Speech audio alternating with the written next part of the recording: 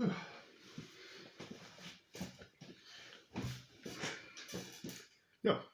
Hey guys, back again. Oh, I know what you're thinking. Nope, not alcohol. It's just good old ice water. I've just been lifting some weights in the garden, trying to keep active. I found the keto started to slow down a bit, so I've been told to, increase my exercise, try and stay active whilst I'm not at work. Because whilst I'm at work, obviously running around like a blue-ass fly, easy to burn a sweat, but on days off, it's very easy to become dormant and just tune out. So try my best to stay active. I used to be very active before I had a kid. I used to go on at least an hour walk every day and also do weights, and I used to go run up the stairs up and down and then do push-ups on the stairs and blah blah blah, stuff like that, stuff that I could get away with back then, but now I just can't. I'll either wake up the kids or my girlfriend would just come here twice.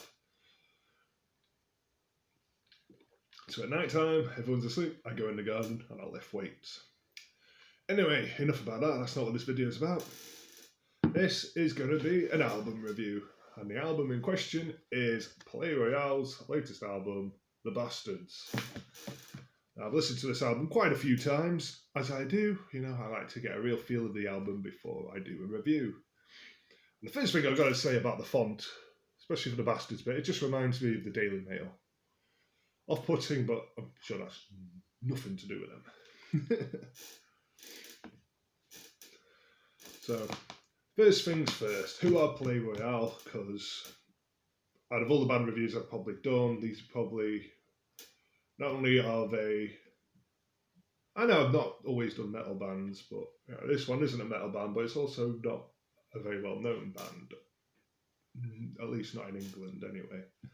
So who are Palaye Royale? Well, they are three brothers. You've got the eldest brother, Sebastian, the middle brother, well actually Sebastian, the oldest brother, he's the guitarist. The middle brother, Remington, he's the lead singer. And then you've got the youngest brother, who I believe is called Emerson. So, yeah, you can tell by those names that, their parents either loaded or, how could I put this? Not very working class. Those aren't very working class kids' names, especially around my parts. They're quite theatrical.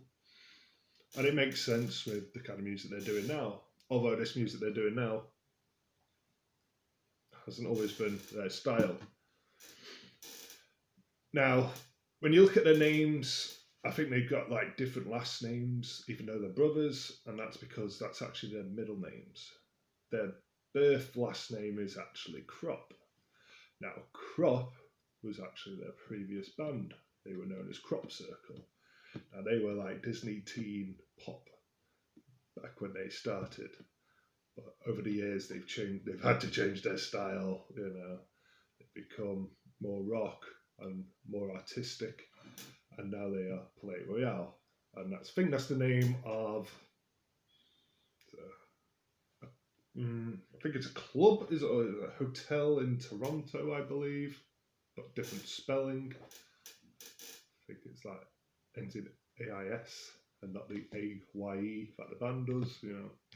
Maybe that's for copyright, who knows? But yeah, that's the history of Palaye Royales coming to be Palaye Royale. I first discovered them at Download Festival last year. I think it was last year they played.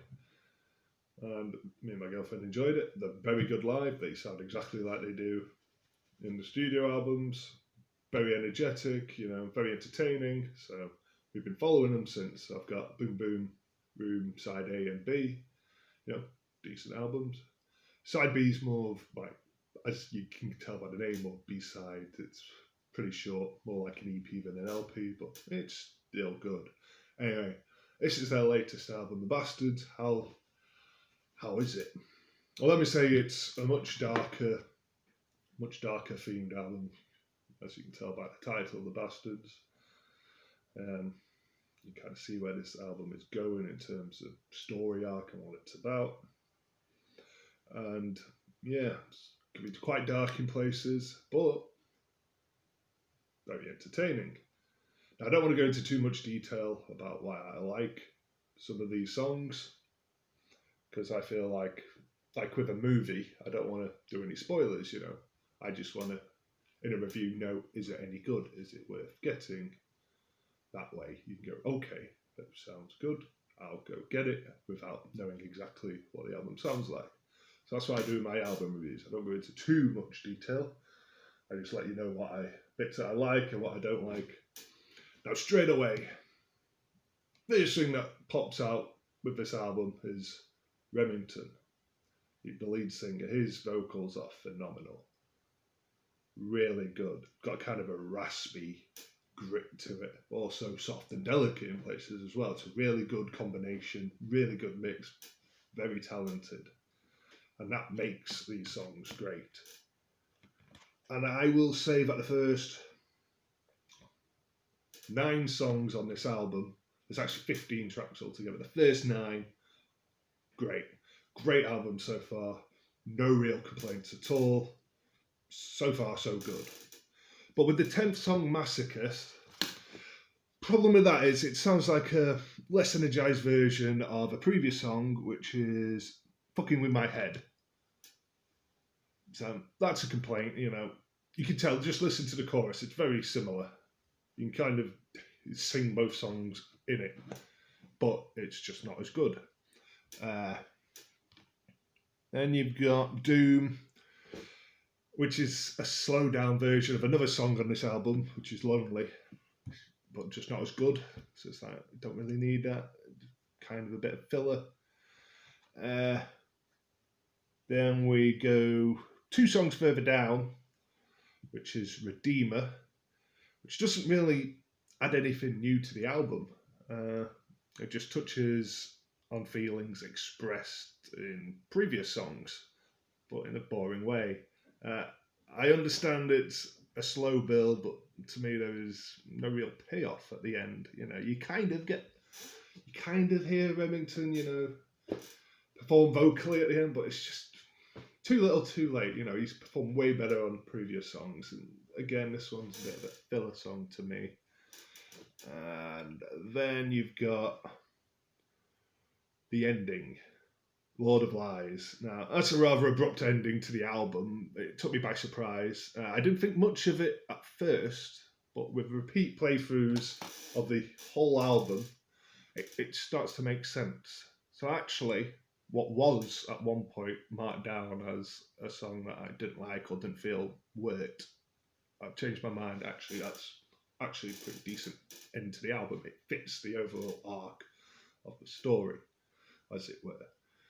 So yeah, if I remove them 3 songs, which I think is a bit of filler, a bit of padding, and you have it down to 12 songs, you know, this would have been pretty much a flawless rock album, which is hard to do in 2020. There's not many of them going.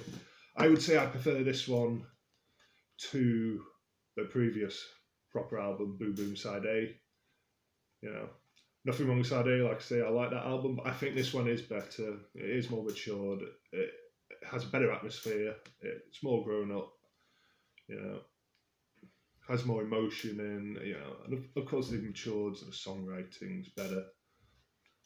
So yeah, it's a good album. I'd say this is easily a 7 out of 10. Yeah, 7 out of 10 is a decent score for this album. You know, it does everything it's set out to do. And yeah, leaves me wanting more. I can't wait to see what they do in the future. I know that since the album's been released, they've done a cover of Mad World, which has been covered a lot. Let's just say that is it Depeche Mode that originally did that song? I think it's Depeche Mode, but obviously a lot of other people have done it. I can't remember who was famous for doing it, but they used it in Gears of War trailer. That was big. I can't remember who actually did that version, but yeah. Palaye Royale, but also recently done a version of it, and it's good. It's decent. They've made that their own. It has their sound to it, and that's what's important with a modern day rock band. A lot of them don't have their own sound, because I remember these being described as sort of, I think, My Chemical Romance or Blackbird Veil Brides, mixed together. But I don't hear that. Maybe I heard it at first, but now that I've heard more of their material and their albums, now they have their own sound, they have their own unique sound, and that's what a rock band really needs, especially now. So they've got that. So they've got a lot of potential. So I look forward to seeing new stuff from them in the future. And yeah, what do you think? Do you like them? Not like them? Not heard of them? Are you going to check it out? What's your favourite song of them? Please like, comment, subscribe, and yeah, I look forward to more of their stuff. 7 out of 10. See you in a bit.